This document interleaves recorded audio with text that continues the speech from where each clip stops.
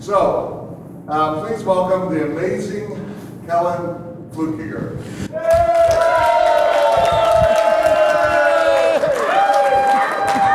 All right.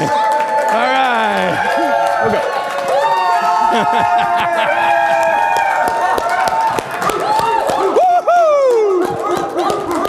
All right. Thank you. Thank you. Glad to be here. Oh. All right.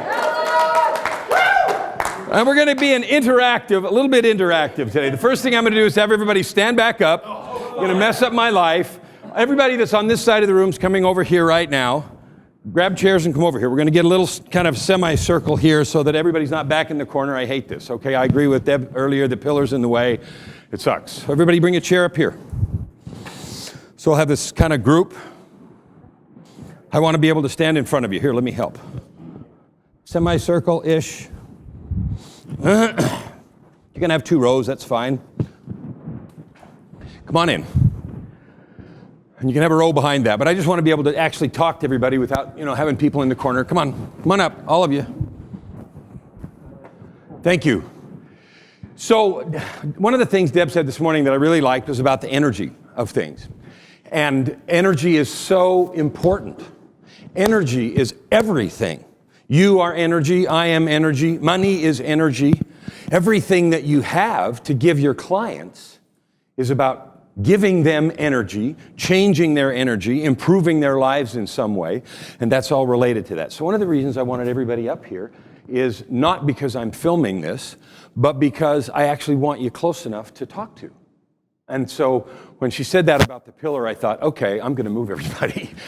We're going to move it all over here so that it's not so complicated, because what she said resonated very strongly with me. So anyway, that's why we did it. Thank you for cooperating. I appreciate that. So what we're going to talk about today, before we talk about video at all, is we're going to talk about emotion. Okay? We're going to talk about emotion. How many of you have ever seen a movie and cried? Raise your hand. How many of you have ever seen a movie and laughed? Raise your hand. How many of you have ever seen a movie and been so angry at the bad guy you wanted to jump up out of your seat and throttle him on the screen? Who's had that experience? Been so angry at the... Okay. Those emotions, and we go through life, and I pick a movie because they're calculated intentionally to create experience in that way. And that's fine, because we know that's what they do, and we go see them, and they tell the story that way, and they do everything. Okay, good. So this is what we're going to talk about.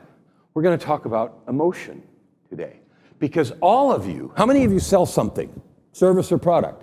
Every hand better go up, right? All right. What makes people buy? Emotion.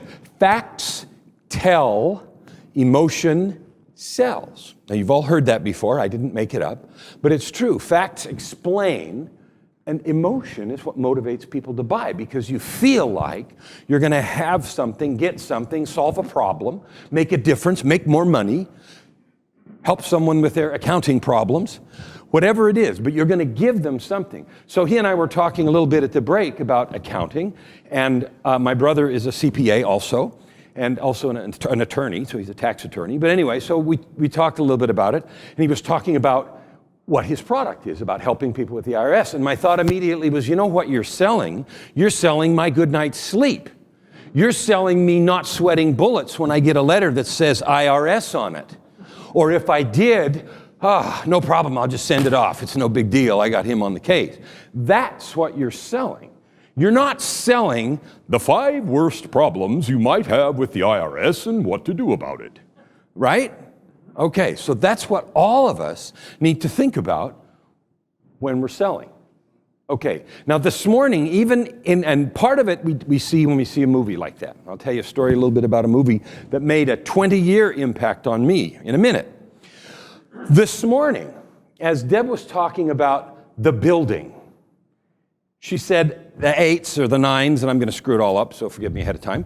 The 8s or the 9s stand in front of a tall building and look up. And the 10s are up in the elevator on the top of the building and looking out over the vista. How many of you, picturing that in your mind, had an emotional response to standing on the building and seeing the vista? How many of you actually felt something during that minute?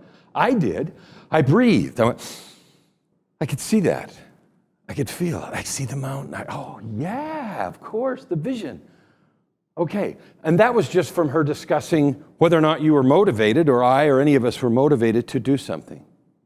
So a long time, one of the things I do, and I'll tell you a little bit about me in a minute, but mostly what I'm going to tell you about me is as we go along, different pieces in the story during the presentation. So in 1982, I went to a movie. Surprise. I went there, and the movie was an unremarkable movie, not particularly. It won no awards. It didn't do anything, but it had a 20-year impact on my life. And the name of the movie was Thief. Who remembers the movie Thief that had James Caan in it? And the picture on the front was of a guy wearing those welding glasses and with a welding thing. And nobody remembers it except me. See how unremarkable the movie was? Okay, that's okay. Because the reason that it changed my life is this. I'm a musician. Okay, one of the things you know about me is I'm a musician. I played the piano since I was 4. I'm 57. I've been teaching piano for 40 years. I started when I was 17. I played concerts. I have lots of albums out. I've owned a recording studio for 30 years. Done lots of professional music work, okay? Recorded lots of bands, done all kinds of stuff. But when I went to see this movie Thief, it absolutely changed the next 20-something years of my life. Not because of the acting or anything in the movie, but the soundtrack. The soundtrack was done by a band named Tangerine Dream. Who knows Tangerine Dream? It changed my life. I've said that 4 times. From that minute on, I said, I have to make that music. I have got to make that kind of music. And so I did. I've done several albums. I have a bunch of techno online, and I have a bunch of ambient space-age music and a bunch of all kinds of that electronic music. And so it changed everything I did in the studio. And on top of that, it made me a bunch of money too, not only from selling the music, but I bought a bunch of synthesizers. And I learned how to program them. And then I got really in high demand because they were new then and nobody knew how to do it. And so all the music stores in the city hired me to come train their salesmen to teach them how to sell these synthesizers. They had all these knobs and buttons on it and didn't know how to use them. So that one movie, that 90-minute experience changed my life. Okay? All right, now I'll tell you a little bit about me. I'm 57, I have 10 kids, 15 grandkids. I have had several parallel lives.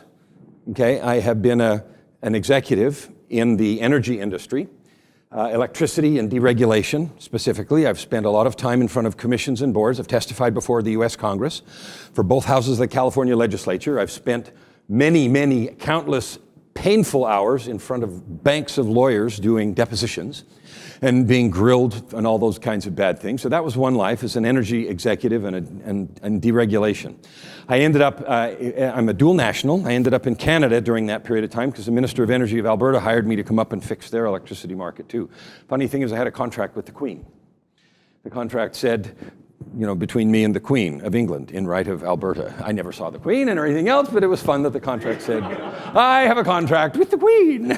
So it was cool, right? All right.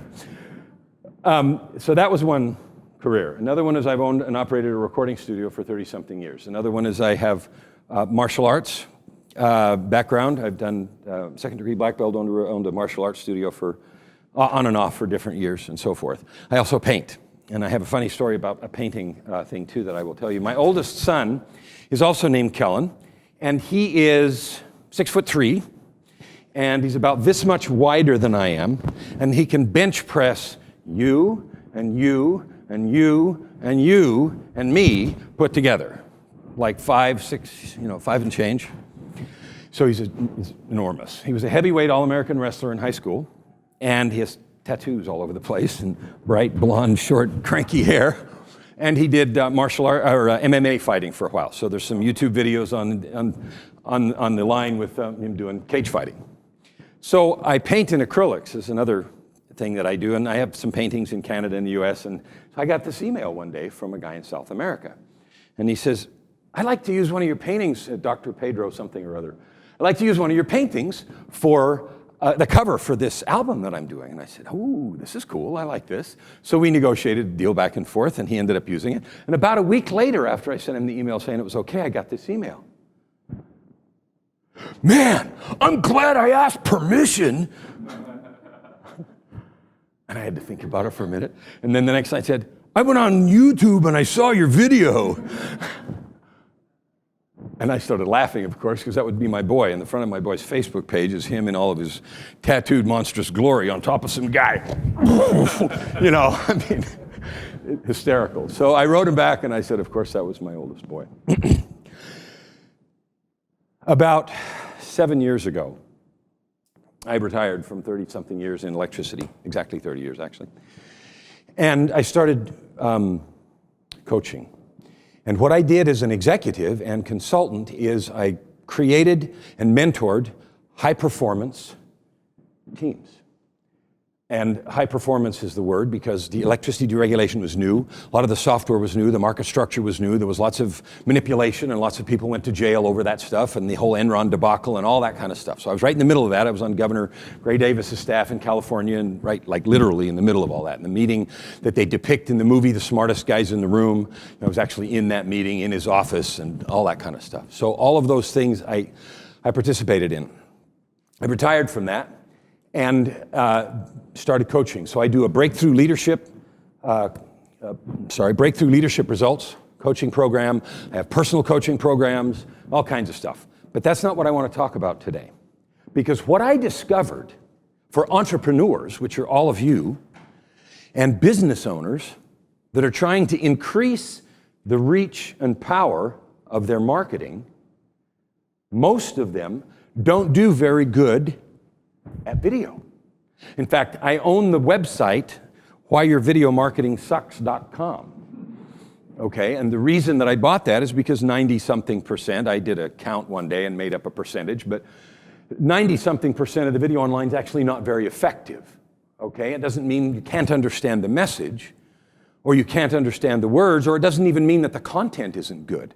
But it's not effective because what's the purpose for an entrepreneur putting a video online? I heard drive traffic. What else? Make sales. Create credibility. Okay? So, what's that? So we live right this minute in an age of trust. How many people have bought stuff online? How many people have bought stuff on eBay or other sites like that? How many people know they're eBay sellers?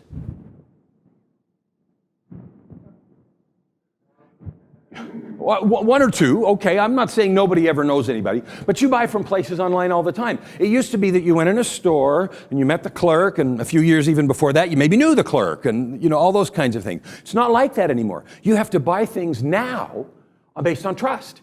You have to buy things now based on believing that things are going to work out okay. So online, we have the phrase in the internet marketing, 3 words. What is it? And the last one's trust. Thank you. Know, like, and trust. Know, like, and trust are the buzzwords. So what do you need to do with your video in order to make sales, drive traffic, or get conversions? You have to get them to know, like, and trust you. So what is your threshold for knowing, liking, and trusting someone? I'm not going to ask anybody to say it out loud, but think about it for a minute. You have to meet them in some fashion. Something about you has to connect. You have to look in their eyes and see something that says trust, or body language, or language that makes sense to you, right? That has to happen, or nothing happens. And so that's the reason that most of the video online is not effective, is because in the first place, it does not establish that trust and credibility. In the first place. It goes immediately into explaining some product, or it immediately goes into trying to establish credibility by quoting a long list of credentials. Right?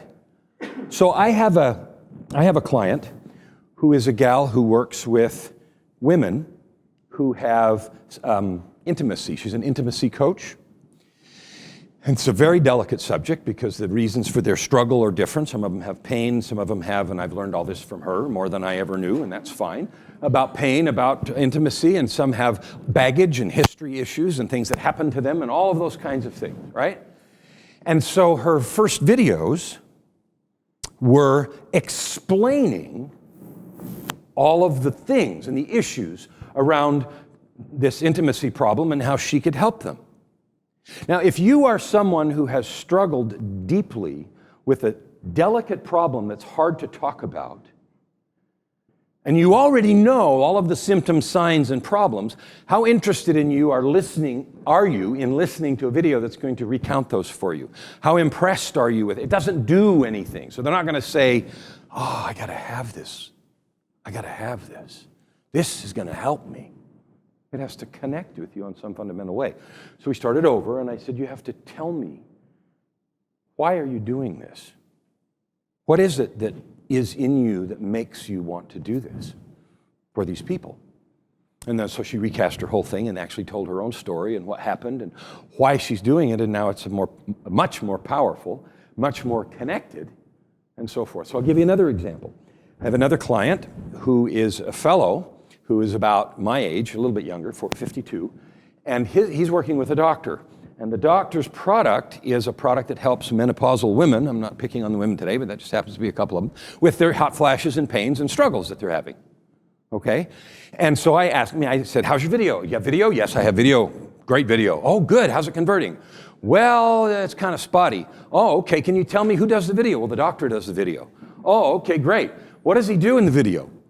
Well, he tells all the benefits of the product. He tells them how come it works and what good it is and all of the cool things about the product. And I says, okay, well, it's a good thing you're not doing the video because he doesn't, you don't know him, but he is kind of a crude person and has all kinds of other things. And it was a surprise to me to find out what his niche was anyway. But so we'll just set that piece aside. I said, well, okay, forget you. How did the doctor get into this line of work? And the doctor got into the line of work because his mom had gone through all these painful things, and he was struggling for years to try to find something to help her. And so I said, okay, what would happen if you had the doctor on the tape saying all of his personal feelings about his inability as a doctor to help his mom? I was a doctor. I couldn't help my mother's pain. I watched her go through this struggle. I did everything I could with my medical training. I couldn't do this. And then, blah, blah, blah, blah, blah. The story of discovery, the new treatment, et cetera, et cetera. So that's the kind of thing to think about in establishing connection. So what I want you to do right now is think about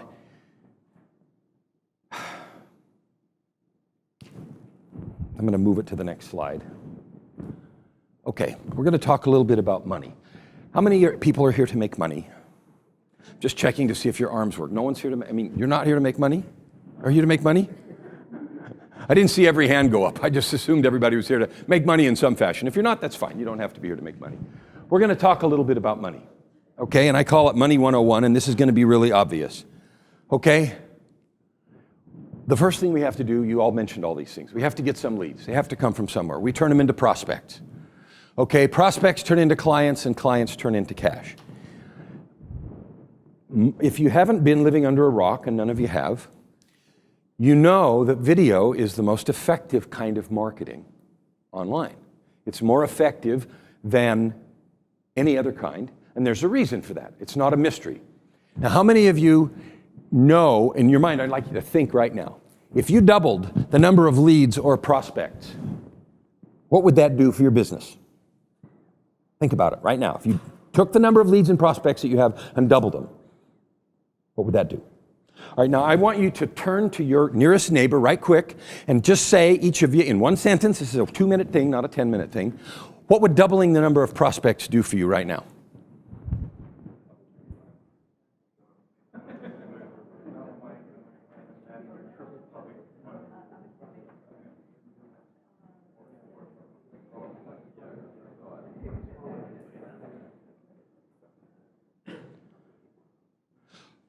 Okay, is there anyone in the group that found that a problem? Did anyone hear from their neighbor a sentence that said, that would be a bad thing? It would hurt my business in some substantial way. It would reduce my happiness and reduce my success. Did anyone hear any of that? I didn't think so. Okay, so you know that those are good things. Now, how many of you believe that how many prospects and leads turn into prospects, that you have would increase if people stayed on your site longer? How many believe that that would happen? Okay. Who knows what the bounce rate is, the average bounce rate on sites? I know everybody measures that, or you should be measuring that, how long people stay on your site. How long do people stay on sites before they go off? 2 seconds? 3 seconds? 4 seconds? Maybe 5 on a good day? So if you have the longer that is, and I'm not saying yours, I'm saying the average. Just when people are going online looking for stuff, it's quick. Okay? They look right at it and they make an immediate decision about whether or not something on that site they want merits further attention. You know that. You do it. Right? You establish a know, like, and trust with that site, with that product, with that potential seller in just a few seconds. And if it doesn't feel right, you just click to the next one or another one. Okay. So when you make video, which is the most effective way to engage people, you have about the first 5 seconds. Now, on the average of sites that have video, the bounce rate is about half in terms of number of seconds, just because the picture is captivating. In other words, it's an eye magnet. So if there's just words, it's a very small number. If there's a picture or video, it doubles at least. And some studies say it's tripled, but it's a lot longer just because you focus and there's a picture. And so the picture in the front frame of your video, the picture that you have, captures 2 to 3 times as much attention just by the fact that you have it. So if you haven't been convinced that you need effective, at least a picture, but video, by that should tell you. You get 3 times as much time doing that. All right, so let's talk about, all of you are engaged in some kind of marketing. Some of you use YouTube methods, some of you use pay-per-click, some of you use Facebook ads, all kinds of different marketing. The reason we use marketing is because it increases our reach. If we just put things online and we don't do any kind of marketing, the number of people that will find us is limited. That's obvious and easy to understand. So when we actively take some effort to market, we increase the reach. So it's like bringing more people in the tent. Now, video is not only a single source activity. It serves, I'm going to go back to the other slide, it serves a purpose in all 3 of these. They're different kinds. So on your landing page, if you're going to, not a landing page, squeeze page, if you're going to capture somebody's attention, does anybody have any idea how long the average video conversion video should be? 30 to 40 seconds. Okay, a very short video. The reason is because if it's longer than that, they haven't made any kind of a commitment to you. If it's longer than that, your bounce rate generally goes up. Now, these are averages, and your experience may differ, and I understand that. But averages, the average bounce rate goes way up if they're too long. When they're short, opt-ins are higher. Now, there's some tests that say that even pages without video have higher conversions, and I understand that. That may, in some cases, be true. In fact, I have one that it's true on, but the testing that I did gave me a reason for that, and the reason that it gave me was that it was even shorter. In other words, I just had a few lines of text. It was a good converting ad, and so people saw it and they opted in, and it was done, and they didn't even take the 30 seconds to watch the video.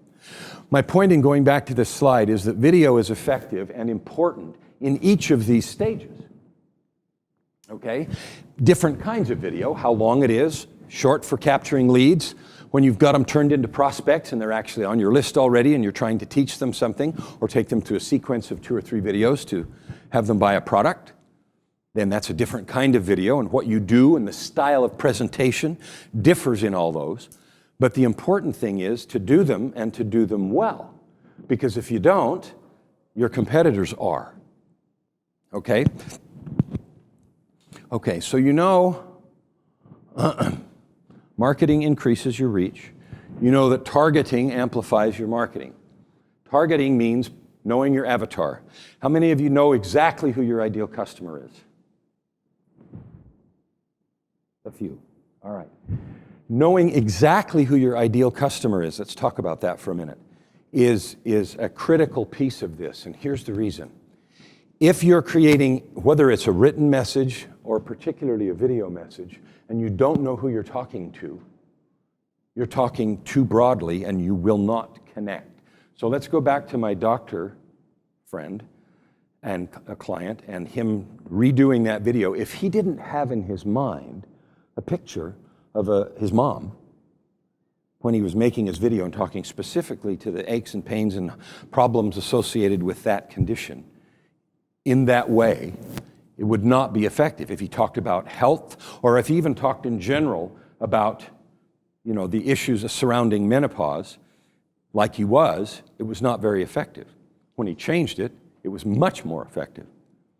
Okay? So having that picture, so when I ask if you know who your target is, so in thinking about any of your marketing, but let's talk about video because that's what we're talking about. If you want your video to be effective, the first thing you need to do is know exactly who you're talking to. So when she presented her project a few minutes ago, she said 78 women for 78 days that are between 30 and 60. Single and not in a relationship. And because she's not a homewrecker. I forgot all those pieces. She actually told them to me at the break. But she has a really clear picture of who that is. And so she knows, talking to that gal, she can speak right to the issues that are in her mind. And there's a phrase we use in this marketing called entering the conversation in their mind, and I'm sure you've all heard that. But when you enter the conversation in the mind, you're using the same language they use. You're using the buzzwords. You're describing the problems the same way.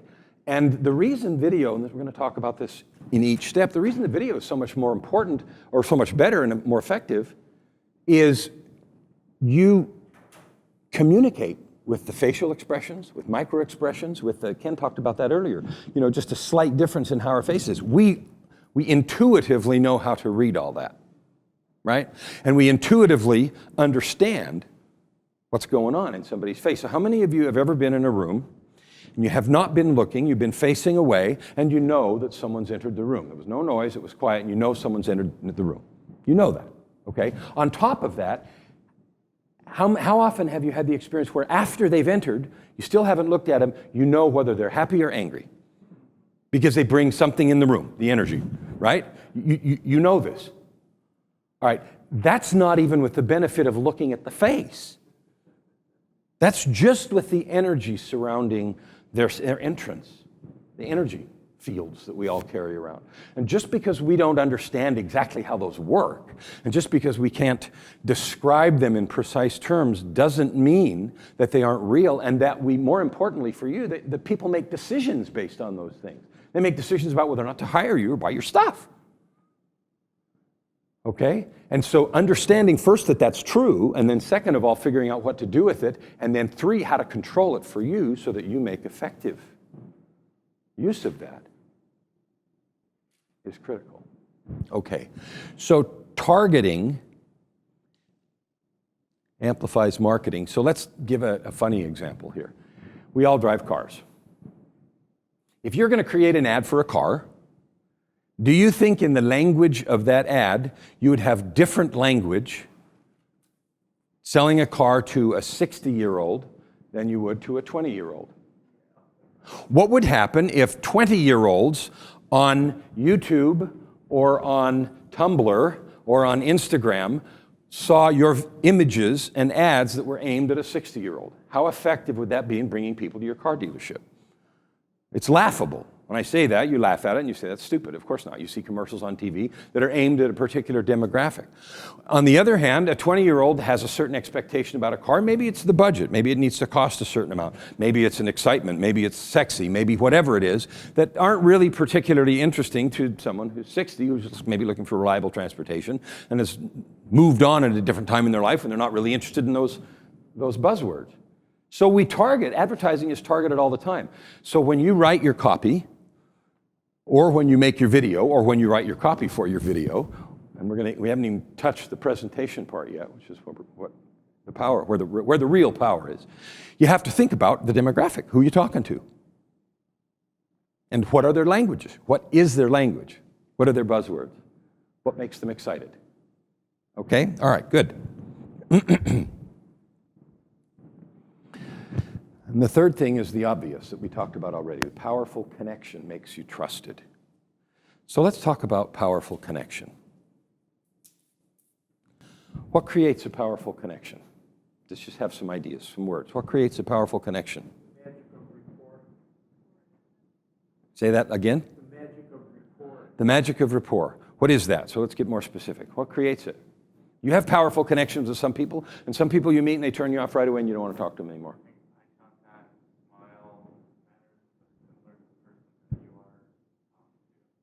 Okay. Okay, what else? This is really important. We're going to talk. Gestures, your language, speed of language. Mm-hmm. All of those things are exactly right. What else? Vulnerability and authenticity. What does that mean?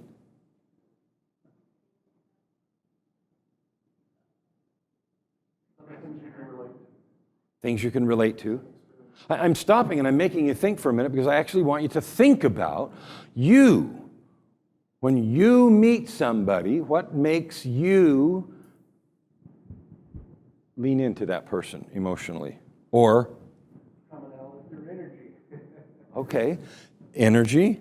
Well, yeah, I'm a emotive, very psychic, intuitive. So I feel people's energy. Okay. All right, so there is something, and we don't define it. We're not, we're struggling around the words define it. Energy, mannerisms, smile, facial expression. Yeah, and I'll get it.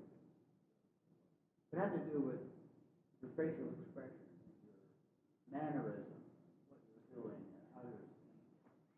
Okay, so you're exactly right, but isn't it interesting, right this minute, how hard this is to describe? Okay, would you have that kind of trouble if I ask you, if you read a page of copy? It's not as hard. The intangibles around seeing someone and hearing their voice, and seeing how they stand, hold, move, smile, don't smile, look up, look down, all of those thousands of things that we just sort of take in and is an instant. Okay, so that right there, the difficulty we had in even describing it, and then when I ask you if it's hard to describe your reaction to a page of text, the difference is like the Grand Canyon. Okay, so a powerful connection makes you trusted. So we said earlier, know, like, and trust is the key. And know you, like you, and trust you is what we're going to learn to accomplish in your videos. Okay? So,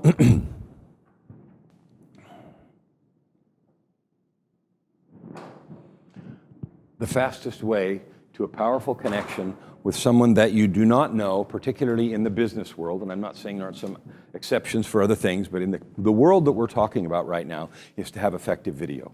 So the fastest way to establish a powerful connection of trust is through video. Okay? All right. Ooh, a video effect. All right. What's that? Yeah. I need to, where are my sheets? I forgot to pass them out. I apologize. So let me pass these sheets out. I've got one for you because this is a fill-in-the-blank exercise because these are the really important points that we need to make. And I brought them down in our messing with chairs. My fault. I didn't pass them out. Thank you, guys. Appreciate that. What's that? My lovely assistant is my lovely wife, Joy, and business partner. So she flew in today to help me do this and is my undying and powerful support and all that good stuff that I can't describe wonderfully enough. And thank you for mentioning that.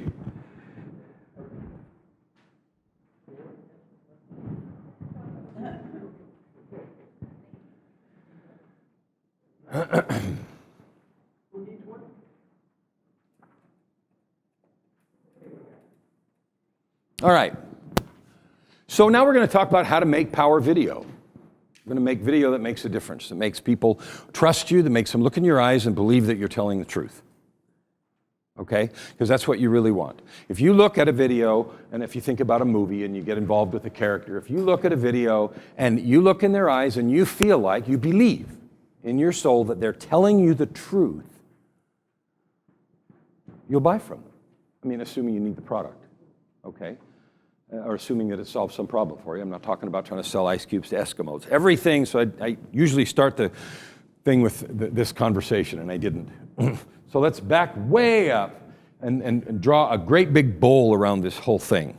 And that is this. I am assuming, for the purposes of this discussion, that everything we are talking about is used ethically, morally, done for the right reasons. We're selling people stuff they truly need, that we want to help people solve problems and do good. Okay? Every persuasion discussion, persuasion technique, or anything else that I'm going to talk about or have talked about is done in that context. Okay? And it's important that I say that because we all are aware and have been either victims of, or perhaps in some poor choices, been perpetrators of influence that wasn't done right, where we talked somebody into something they didn't need, or we got talked into something we didn't need. And you know the emotion and anger that's associated on one side or the other with that. And so laying that as a groundwork, everything is in that container. Okay? All right, good. In that context, the first thing that you need to think about as you create the video is, first of all, what's the language of the customer? What is their language, not yours? How will they describe, think about the problem, the solution, okay, and that comes from knowing your avatar. So after you think about everything in their language, their description of the problem, their description of the solution, so a perfect example is the one that we used a little bit earlier about solving tax problems. The way I had tax problems, okay? So I have a personal, emotional attachment to this problem, right? I did not look at my tax guy as a guy that did numbers. I did not look at my tax guy as a guy that knew the code. I looked at my tax guy as a shield from the bad guys that were going to come and take my money. I did. That's how I felt about him. And so when he talked to me, and he was a lousy marketer, I picked him for other reasons. But if he had been marketing those solutions, he would have talked to me in the terms of protecting me from anything that shouldn't be mine, to the best of his ability, with his knowledge of the tax code and his ninja techniques and his years of practice before the IRS and his superpowers and red cape. But the language would have been, stand behind me, we're okay, right? Okay, so when you're going to talk about the problems, I don't care what they are. Talk about them in the language of the customer and in the language of feeling, because that's what's going to make your customer feel like you understand them. Most of the problems, 99% of them are not, they may be technical or clinical unless you're buying, parrot food. And then even then, you might have a preference for organic parrot food that was produced in a certain way and only did certain things and wasn't tested on animals and all kinds of other things, I don't know. But almost with anything you can talk about in the language of the customer and in the language of emotion, because that's what drives people to trust you. All right, so the first thing we have to do is the foundation. You have to create value. That value is obvious, because if you don't create value, they won't want it anyway, but the value has to be expressed. So this is, again, how we're making power video. Express the value to your customer in emotional language. And I don't mean crying, unless that's an appropriate part of the presentation, and it might be for some things, but with emotional words that connect to the way that they feel about the problem. That's the first piece of making power video. So create the value, do it in their language. Now we're going to go on.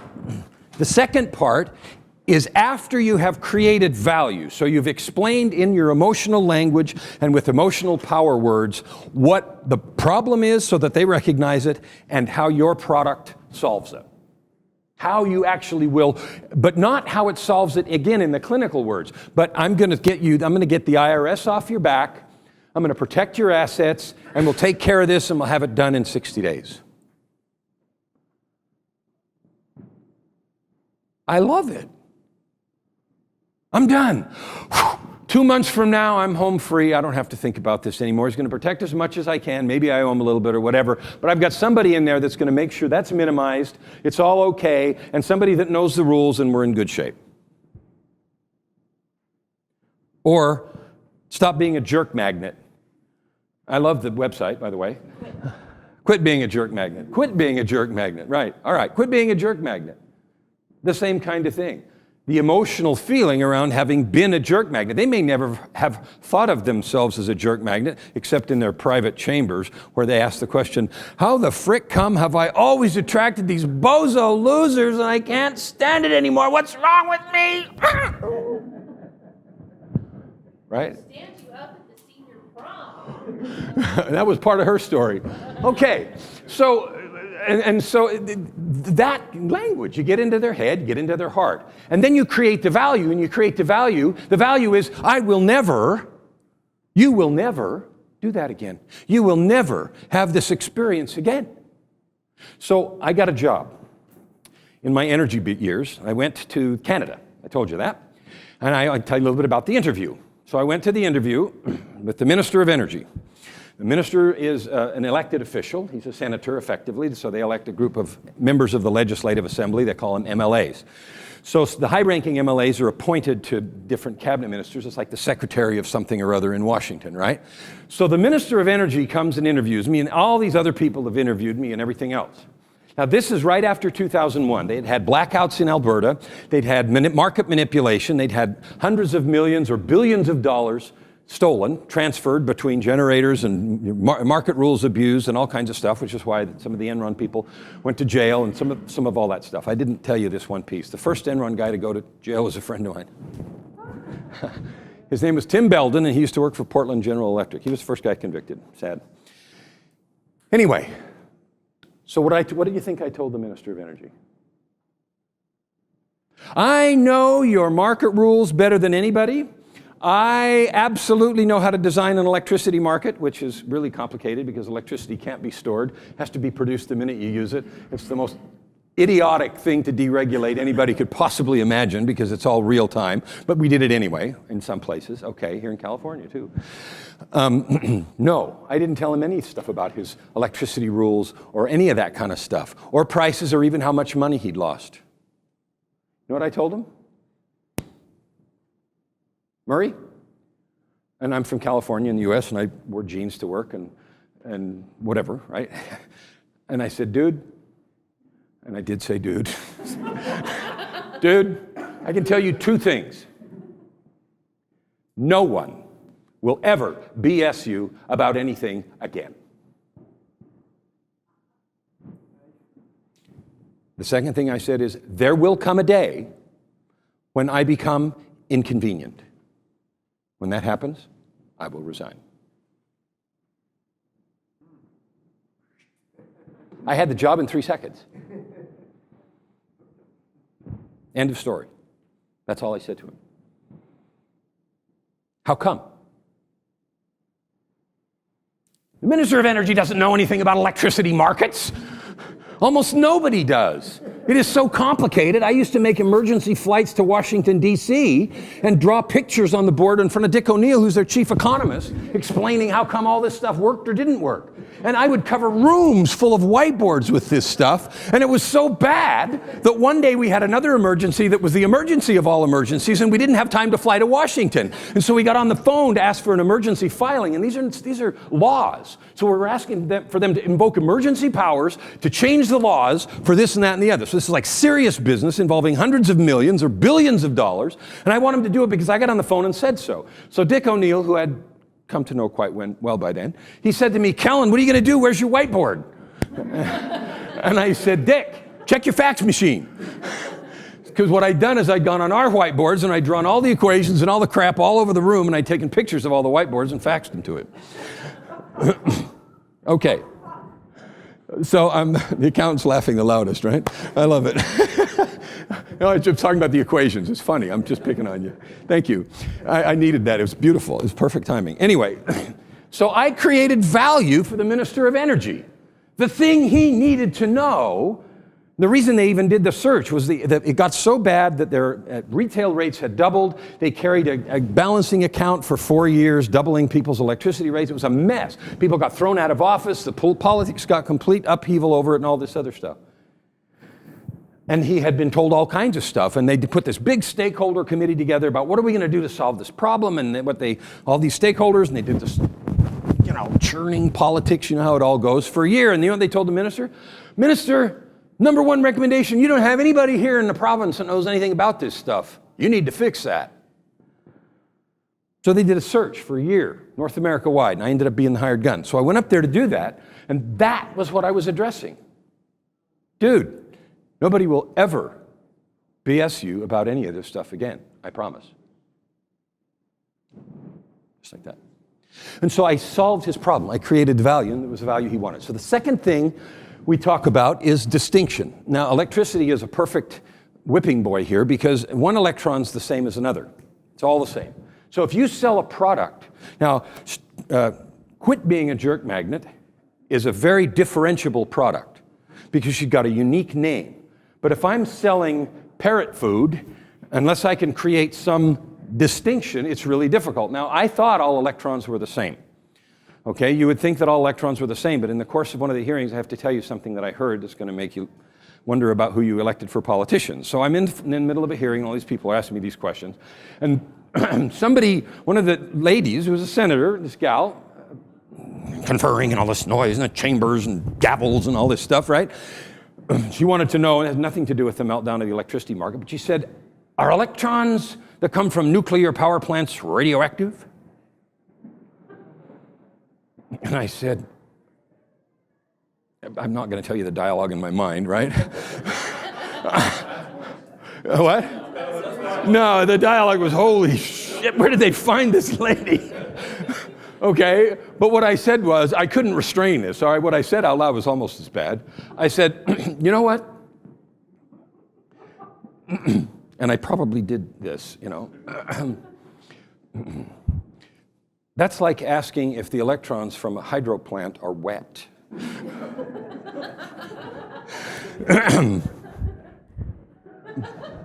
And that was the reaction I got from the gallery, of course.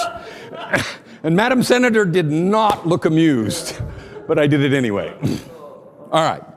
So even in electricity, where one electron is exactly the same as the other, you create distinction. They created distinction by other services that they would add. So I'm using this as a whipping boy, but you need to hear it with the ears of your product. If your product is very non-differentiable, or the differentiation is only price, what auxiliary ancillary services can you create? And how can you describe them in the customer's emotional language in your video so that it creates a distinction? So after you have produced massive value and created something that you know will solve it and given it to them in the language of their emotion in their mind, what ancillary products can you add to it that create a distinction, that create a powerful, compelling distinction, also in the language of solving related problems and related issues that make them feel like you're the choice, that make them feel like you're the one.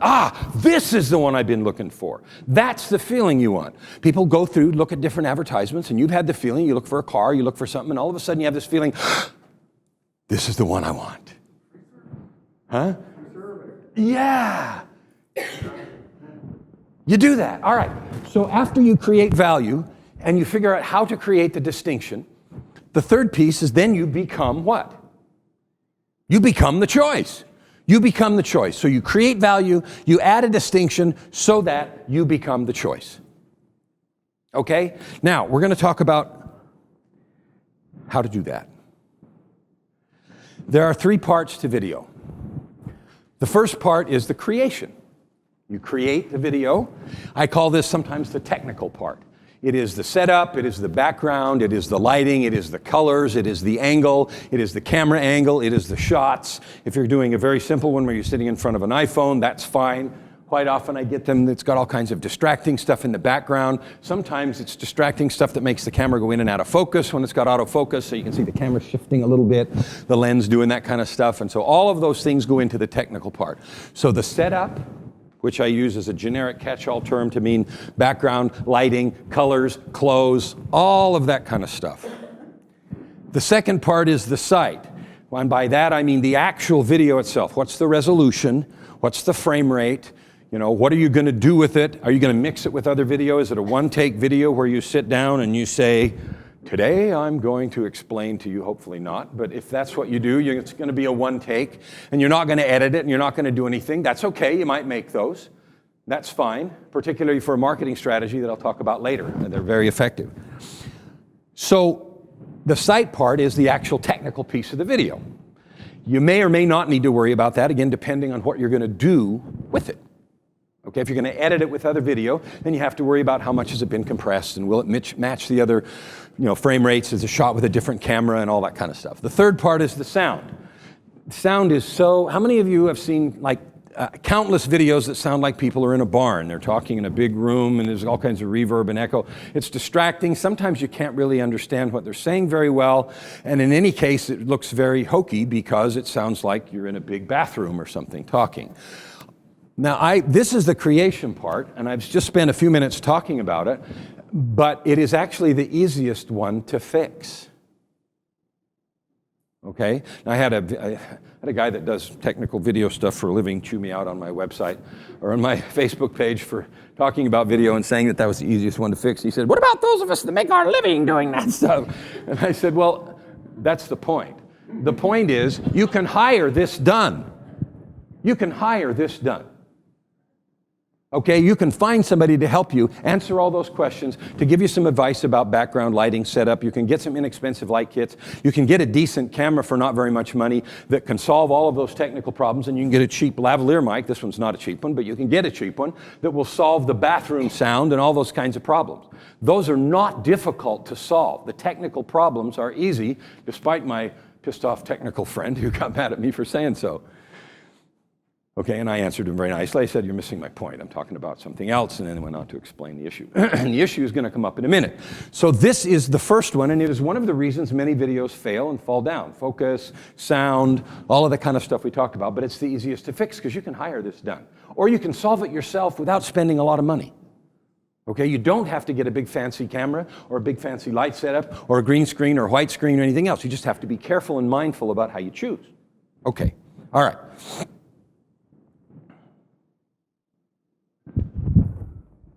There it is.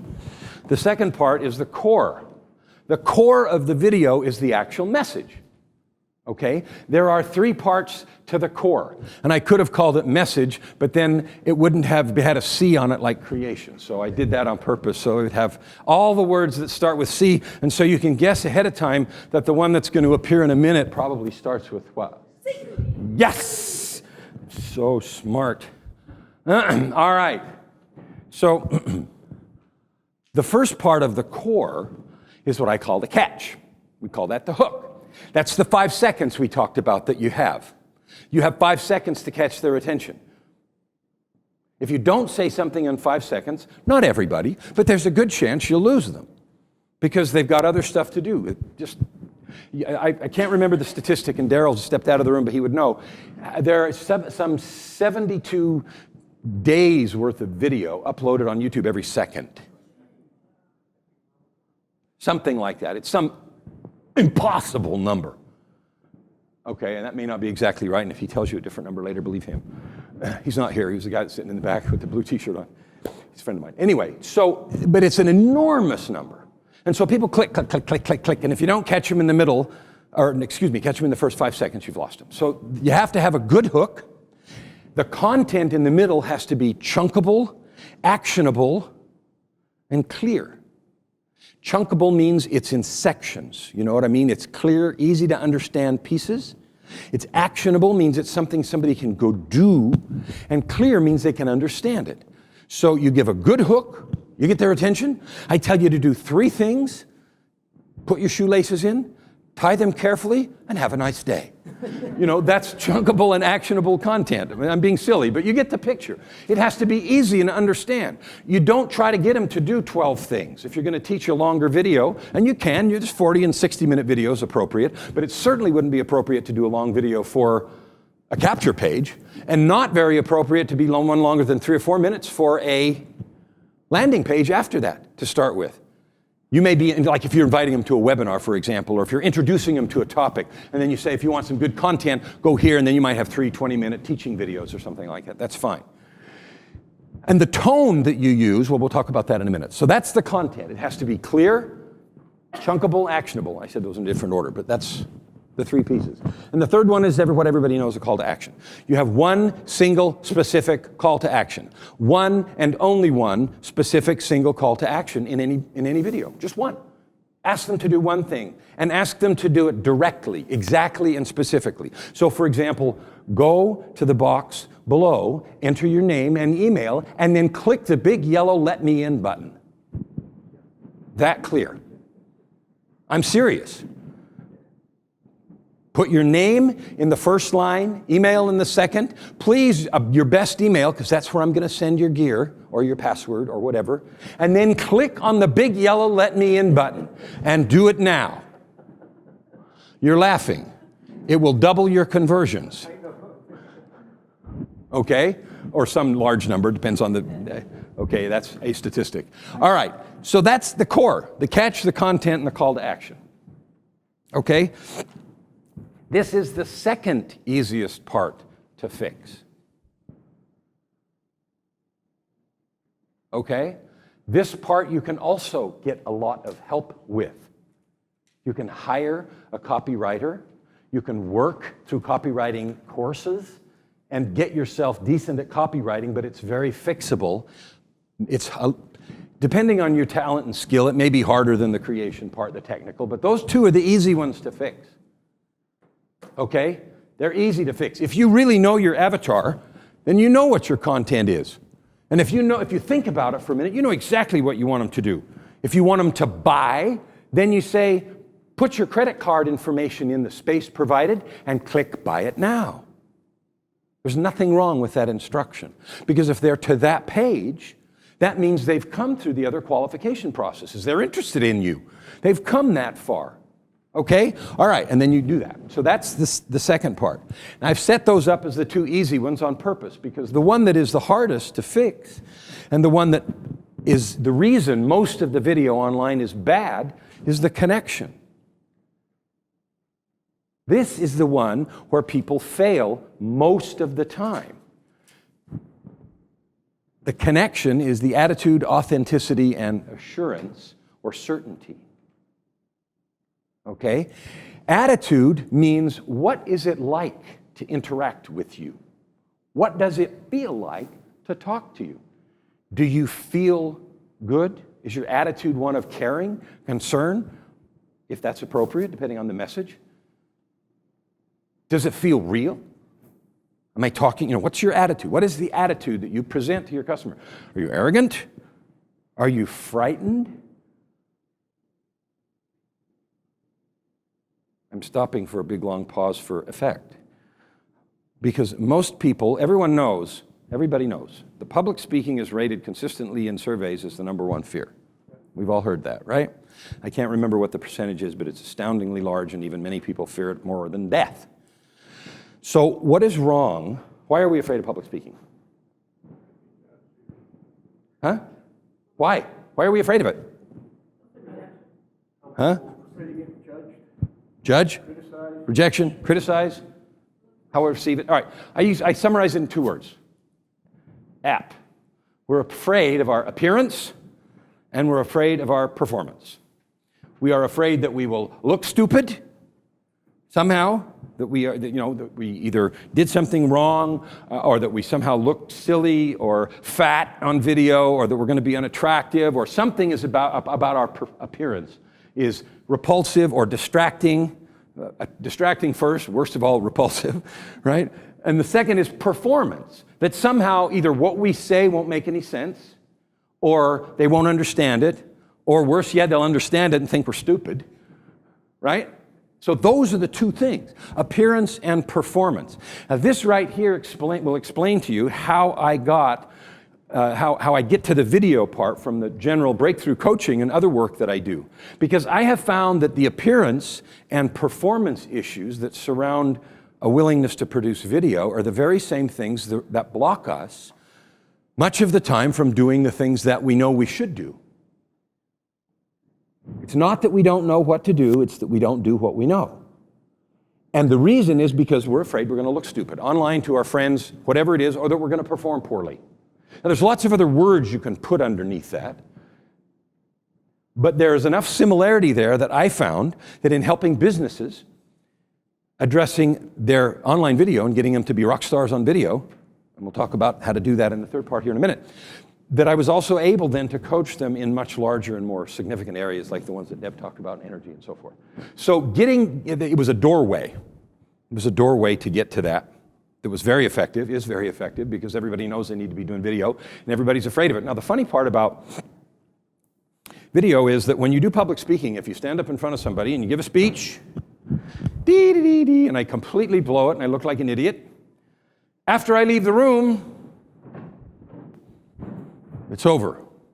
I feel stupid, you laughed, maybe you threw a tomato, maybe you didn't, okay? But it's done. It's in the annals of history and in somebody's memory. If you do that on video and put it on YouTube, man, it is in ink. Okay? It is in ink. That's number one. Number two is there are people who are good at public speaking because they get energy off the crowd. They get beautiful little nods, and people smile, and they say, yeah, I'm connecting, and I feed off that energy. I'm okay, I'm alive, it's all good. When you're doing video, you're looking at this piece of glass, and you're wondering, oh, my hair, and your mind starts to wander, and the camera doesn't nod once in a while. And if it does, you're in trouble, because then your video looks stupid. All right, so you're looking at a piece of glass, and it's really hard to stay focused. Okay, and remember what you're doing and to talk in that language that you wanted to so badly and all that good stuff, right? Because you're talking to this beautiful black thing that's right there taking pictures of me all the way, right? Okay, so you get it. Now, there's lots of ways to solve that problem. Sometimes people put a little audience behind them. Sometimes people just practice and they see the face of their avatar. I mean, there's all kinds of ways to do that, and we'll talk more about that in a minute. All right, so the connection is your attitude. The second is your authenticity. And this is where the rubber meets the road. Hello, I'm going to say it again. This is where the rubber meets the road. Are you authentic? So in the examples that I gave about the doctor talking about his inability to cure his mother, who was going through this pain, and with his medical training he couldn't cut it, and how badly that hurt him. Or the gal that is doing the intimacy coaching and her own struggle with that, and how it cost her a relationship, and it cost her sanity, and was ready to kill herself, and all this kind of stuff. Oh, people, all of a sudden, they got all kinds of time for this. Because you're talking my language. You went through what I went through. Holy crap, what did you do? And that authenticity is what you can communicate through video more effectively than anything else. Because of things that all that stuff we talked about that we can't explain and don't understand. But our ability to interpret and understand people's energy, people's feeling, people's heart, just through seeing all that good stuff, the energy around them, the micro-expressions, all the things that people talk about. Now, some people like to discount all of this, what we call the woo-woo crap that, coaches talk about, and energy and all the stuff we talked about this morning. They call it all nonsense. And they say, well, we know that stuff from micro-expressions, and I've used that word a couple times, and all this other stuff, and if we really understood it, we'd realize that it's all real physical stuff in front of you, and the rest of it's bunk. Okay, I see you laughing, Deb's laughing. That's a crock, okay? Just because we don't know how to measure it and explore it and describe it doesn't mean it doesn't exist and isn't powerful. It exists, it's powerful, and I would urge you with all the power that I have to learn to work with it, to learn to use it, to learn to understand with it, not to do anything untoward, but to truly connect with your potential clients in a way that is powerful, meaningful, and lets them understand that you are telling the truth and that you will actually serve them. Because as soon as they look at you and believe that you are telling the truth, assuming that they're there because they want something that solves, all that stuff assumed, they will buy your stuff because you are telling the truth, and they believe you because you are. And they know that because of the authenticity. So what matters right here is creating that authenticity because you are authentic, because, as somebody said earlier, vulnerability. And this is the key, one of the significant key pieces is your ability and willingness to be vulnerable.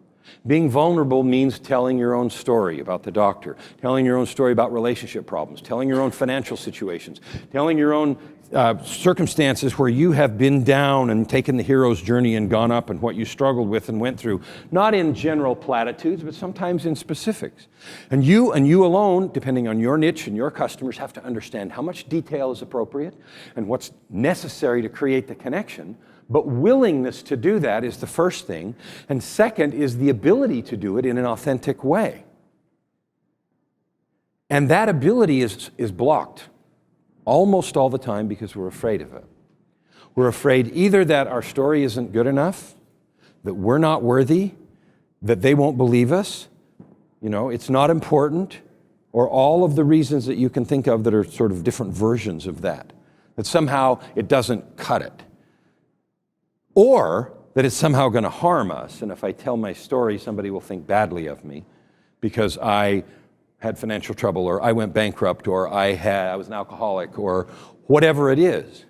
And so the irony is the very thing that will give you authenticity and power is the thing that you are afraid to talk about. The very thing that will give you authenticity and power is the thing that you're afraid to talk about. So if you want videos that connect and that reach into the heart of your client, you have to, one, be willing, and then learn how to do it in a way that's effective and compelling. The third part is the assurance. So after you've created that vulnerability and told whatever story is appropriate, the assurance piece is the certainty that you are able to present about your solution. That certainty can come from, I know this works, or it can come from your personal description about how you discovered it, how it worked for you, and what it did. And if that's told in the context of the rest of the authenticity, that's extremely compelling. Now, here's the thing. Some people take the view, some clients that I've worked with take the view that, gee, if I tell my story, I'm going to narrow my market too much. And I'm going to only talk to this really small section of people because my story is only one person and it's only one thin thread. So I'm telling you right now, the more you talk to one person, the more people will hear you. The more you tell your story in the first person to one person, the more people will resonate. Because when you watched, so to understand that, I asked you a while ago if you'd watched a movie where you'd cried. Everybody raised their hand.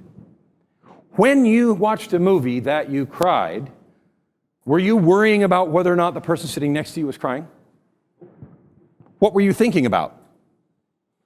Probably nothing. You're having an emotional reaction that was in your heart, in your feeling, and it was your personal, individual experience. And you didn't think, all right, so if you, on the other side of the camera, are talking to one person, you are having an individual experience with me talking about this important topic. And then if I get to talk to you about that same topic, you are having, and you can do that all at the same time. But you can't do it if I'm back here talking to you. Because then you don't feel the same way that you do when we're talking. Now see, you smiled. You smiled and your face changed and you felt something the minute I focused on you. Okay, and it's true.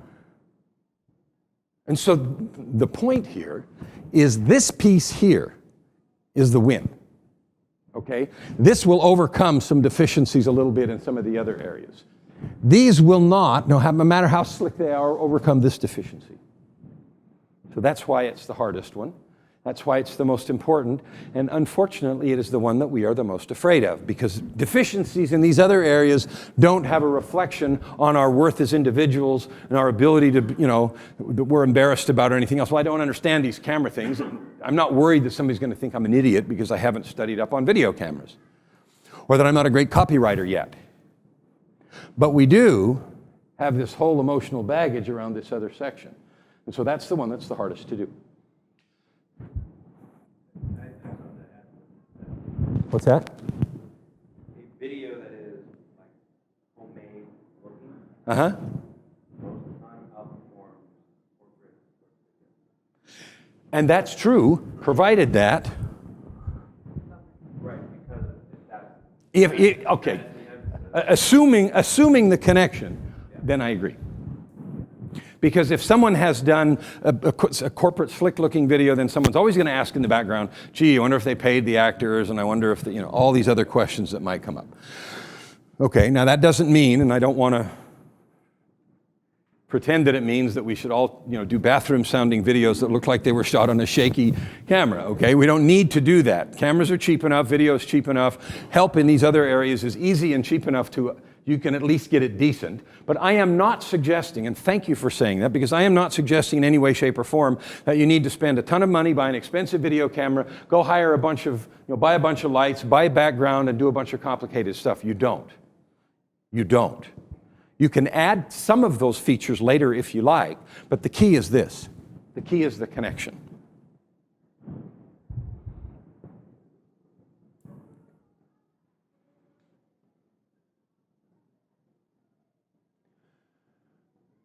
So now that I've described to you what the problem is, let me tell you about myself a little bit. I've spent my whole life helping people get performances that they can't believe they've done. I have worked in a recording studio for 30-something years. I have worked with beginners and Grammy winners. I have worked as an acting coach, a vocal coach. I've written and directed musicals, choirs, orchestras, and high-performance musical and other dramatic things, in addition to that whole other electricity. So when I said I had a few parallel lives, it's actually true, okay? Because I have done that, and I have I'm laughing for a different reason. Anyway, I've been blessed. A particular gift, we're all blessed with gifts. A gift that I have been blessed with is an ability to get people to do things they don't believe they can do. So when I direct choirs and other musical groups, I get performances out of people that astound them. It happens all the time. I get performances out of them that the performers themselves weep afterwards. I didn't know we could do that. Oh, that's so good. So I have a volunteer choir that I'm directing right now, and I wrote a piece for them, and I did the arrangement, and we're practicing. And I'm very emotive, and if you didn't notice that. And so when I direct the choir, I'm all over the place. And when it's good, when it's terrible, I just say, that sucks. We can't do that. You, flat, this is blah, blah, blah, blah, blah. And when it's good, I've been known to just grab my face and fall down on my knees. The music affects me that way. I feel that kind of power with it. Okay. So when I said to the choir one day, I said, oh, man, we're not going to be ready. We're just not going to be able to do this. I don't know if we can do this song. It's just too hard. Maybe we'll have to put it off or something. I probably shouldn't have written all this close harmony and blah, blah, blah. I said a bunch of stuff that they didn't know about, couldn't care less about anyway. And then choir practice was over. And afterwards, 2 or 3 people come up. No. We'll get it. And all this stuff. And it's a volunteer group, for crying out loud. And so the reason I tell you the story is because I need you to understand when I tell you I can get people to do things, to do things you don't believe you can do. It's the truth. It's the truth. Now, I want to ask you a question. Right now, you've been listening to me talk for an hour and change. How many of you right this minute believe that I can get that kind of performance out of people? Put your hands up if you're honest. That is what I'm talking about. That is what I mean. You believe that. You believe it because you feel something.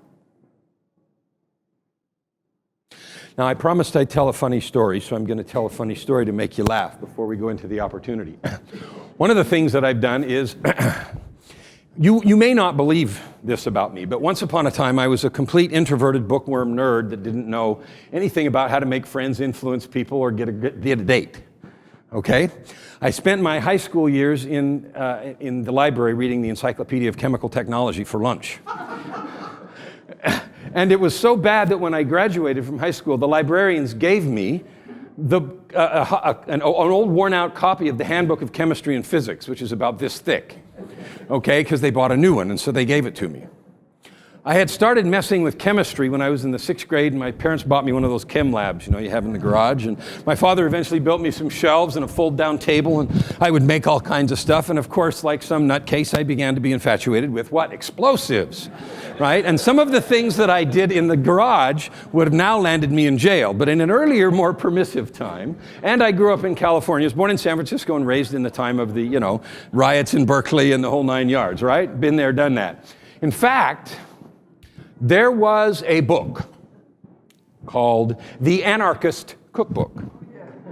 Okay, it appeared in B. Dalton Bookseller in Sun Valley Mall in Concord, California one fine day, and I looked in it and I thought, oh my heck, I have found the mother lode, right? Because I had been looking up how to make explosives and all these things, and when I couldn't buy the chemicals, I also looked up how to make them, and so I was able to make some of the ingredients to make explosives, and I made not only all kinds of gunpowder, but I experimented with all kinds of additives to gunpowder, got burns all over my arms, made nitrogen triiodide, which is this dark purple crystalline structure that is so unstable that when flies land on it, it explodes and blows them to pieces, right? I also made, Yeah, and so I also made something, and this is where the funny story came in, something called mercury fulminate, which is the explosive used in blasting caps. It's extremely powerful, high explosive. It's as dangerous as anything, but I used to make that, right? The problem with making mercury fulminate is, one, the chemicals to make it are very difficult to get. You have to get liquid mercury, first of all, and you have to get very concentrated nitric acid. And the other problem with making it is you have to control the temperature. You have to keep it below a certain temperature or bad things happen. And the bad things happened. So I'm in the garage one day, not having read thoroughly the instructions about how to make mercury fulminate. And what happens is, when it gets above the temperature, the liquid in the jar goes like this. Boom. Boom. Boom. And it doesn't blow up like with fire, but the reaction becomes violent. And so it went all over the roof of the garage and all over everything.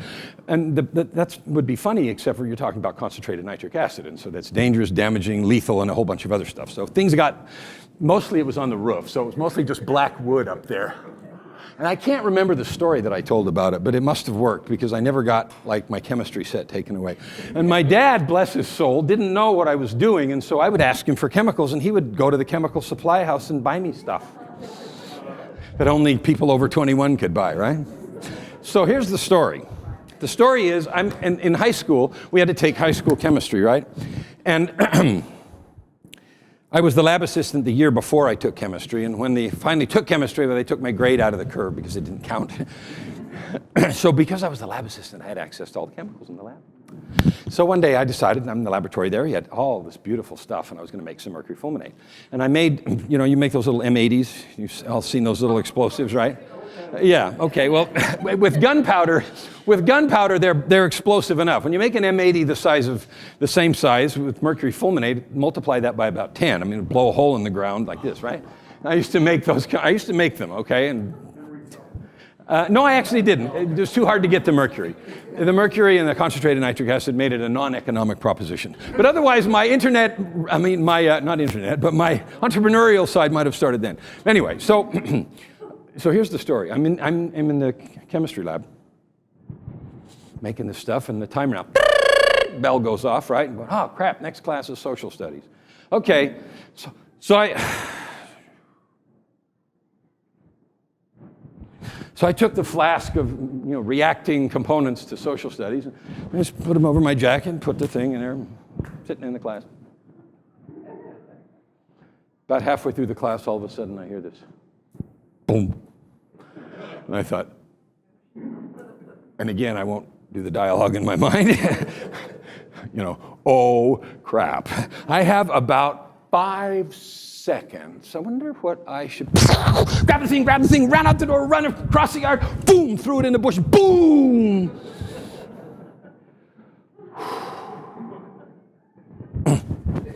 Took my jacket, walked back in class.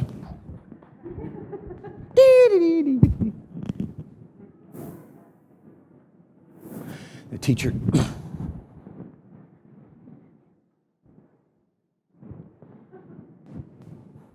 Nothing happened. Nobody saw it. Nobody saw the explosion. And I was around the corner, so the teacher didn't have any idea what had gone on. Other than that, I'd run pell-mell out of the class like a nutcase at top speed and came sauntering back in 2 minutes later. So that's my story about being an introverted bookworm nutcase. And I was, until I got to college and then decided through an energy work exercise that I did in one day instantly, and this is a testimonial to her stuff, in one day, in one incident in the hallway, completely changed the rest of my life forever. Boom, done. So that works, that kind of stuff. Cool story, don't have time. So since you believe that I can get you to make those kind of videos, and since you know that you need those kind of videos for your marketing and for your sales and for your product teaching, then I'm going to offer you an opportunity to work with me and make some. What it looks like is you get 6 weeks. This is a 6-week course, personal and exclusive coaching. Personal is one-on-one. That means I will be in your face in a GoToWebinar mutual video session coaching you while you practice. After you have done a whole bunch of practice to get ready, and after I have reviewed that practice and ripped your head off, gently, a few times. Okay? You'll get 6 one-hour personal private one-on-one calls. Prior to those calls, you will have submitted me videos, you will have discussed with me what you're trying to do, what they're for, what you want them done for, who you're trying to reach, and I will know all that, and it doesn't take me very long because I've done this a lot, so I get it. But we will figure out what you're trying to do. There will be 6 2-hour calls, which are small group intensive interacting calls. There will be mostly teaching calls. We'll do some Q&A. So this is each week. So you'll get a one-on-one each week, and then there'll be a 2-hour group call with between 4 and 6. It depends on how many sign up. I've got some others from another place I was. I might do 2 pods. It just depends on. But there'll be small groups. And the reason they're small groups, no more than 6, is because then I can talk to you. Okay? And then we can have some Q&A, and I can do some teaching.